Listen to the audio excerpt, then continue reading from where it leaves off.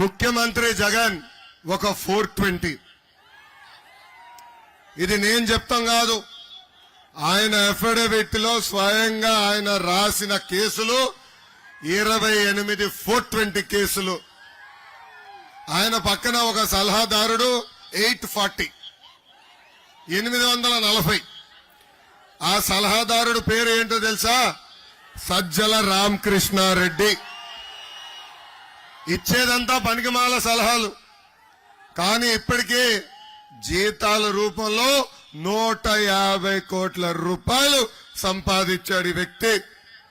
Graduate MLC ఎన్నికలు జరిగినాయి. తాతయ్య కోపం ఎందుకు తాతయ్య? ఇప్పుడే తమ్ముడు కూర్చోండి, తాతయ్య కంపట్లేదంట.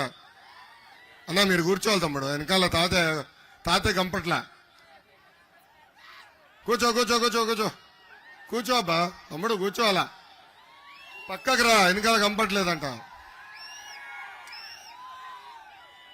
తమ్ముడు వినాలమ్మా, నానా ప్లీజ్ కూర్చోవాలమ్మా, వెనకాల కంపట్లేదు. తాతయ్య గొడవ పెట్టేస్తున్నాడు.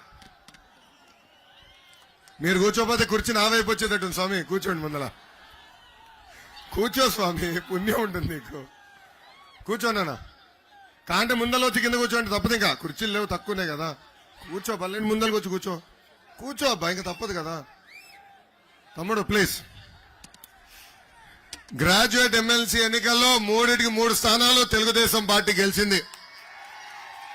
ఆనాడు సజ్జల రామకృష్ణారెడ్డి వీళ్ళసలు మా ఓటర్లే కాదన్నాడు. అప్పుడు నాకు అర్థం అలా, ఈయన ఎందుకు ఇట్లా అంటున్నాడా అని. ఇప్పుడు అర్థమైంది, వీళ్ళు దొంగ ఓట్లు ఎక్కించి వచ్చే ఎన్నికలు గెలవాలని ప్రయత్నిస్తున్నారని.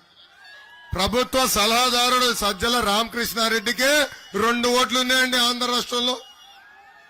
1 ఓటు మా మంగళగిరి నియోజకవర్గంలో, ఇంకొక ఓటు పక్కనున్న పొన్నూరు నియోజకవర్గంలో.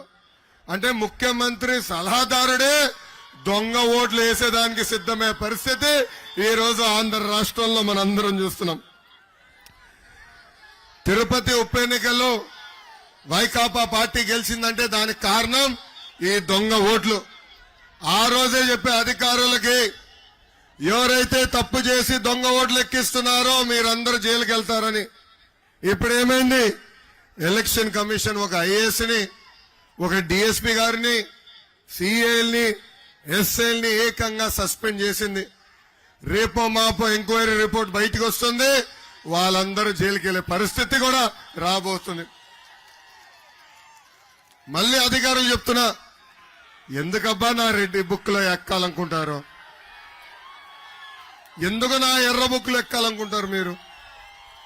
నేనేం చెప్పా? చట్టాన్ని ఉల్లంఘించిన వాళ్ళపైన కఠినంగా వ్యవహరిస్తాం. నేను ఎవరిని వదిలిపెట్టను, వడ్డీతో సహా చెల్లిస్తానన్నా కదా. చట్టాన్ని ఉల్లంఘించద్దండి, నీతి నిజాయితీగా బతకండి అని ఈ సభాముఖంగా కోరుతున్నా. మొన్ననని 4 కుర్రోలు కలిశారు. తమ్ముడు ఒక్క నిమిషం తమ్ముడు, మీలాంటి వాళ్ళే 4 కుర్రోలు నన్ను కలిశారు. వాళ్ళు అడిగారు, అన్నా మిమ్మల్ని 80% గెలిపించుకుంటాం కానీ జగన్కి మీకు తేడా ఏంటని వాళ్ళు నన్ను అడిగారు.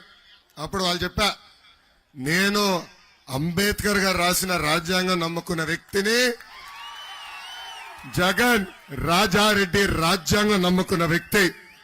నేను ప్రజల్లో తిరిగిన వ్యక్తిని, జగన్ పరదాలు కట్టుకుని తిరిగే వ్యక్తి.